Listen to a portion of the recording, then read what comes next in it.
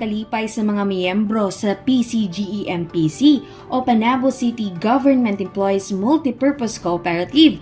Human gipahitabo ang blessing ug turnover ceremony sa bagong natukod nila nga extension building nga nahimutang likod sa Panabo New City Hall, Barangay JP Laurel. Bago nagsugod ang ilahang programa nga giandam, gibendisyonan kini ni San Agustin Parish Priest Reverend Father Greg Didal ug nagpahitabo usab og kalingawan sama sa parlor games o raffle draw. Ang bagong natukod nga extension building abli sa tanang katawhan nga nangita og function hall sa nagkalain-laing events sama sa kasal, bunyag, trainings, seminars ug uban pa ug kini pwede mo accommodate og 150 ka mga tawo. Dugang niini ang maong building nikabat sa kantidad nga 1.5 million pesos nga gikan ang pondo sa lokal nga panggamhanan. Gipaabot ni PCGEMPC Chairperson BOD Libertad V. Reyes MPA ang iyang kalipay nga nabati sa gipahitabong kalihukan.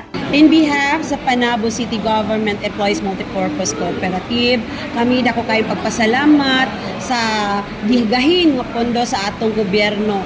Ilabi na gyud sa atong amahan sa lungsod nga si City Mayor Jose Relampagos nga iyahag yung gitagaan o enough nga funds ang atong kooperatiba.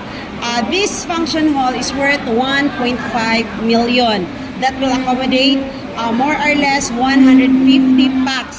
Pero kung lingkuranan lang siya, maka-cater me up to 200 packs. So, amo ang gi-invite ang ubang mga ahensya na kung namoy plano nga mag-conduct og inyong mga training, seminars, ready na ang ato ang Panabo Panabo City Government Cooperative nga mo cater sa inyong kinahanglanon. Ang PCGEMPC 30 katuig nangan nagmalampuson nga kooperatiba diing daghang katawhan na ang natabangan ilabi na sa mga miyembro niini.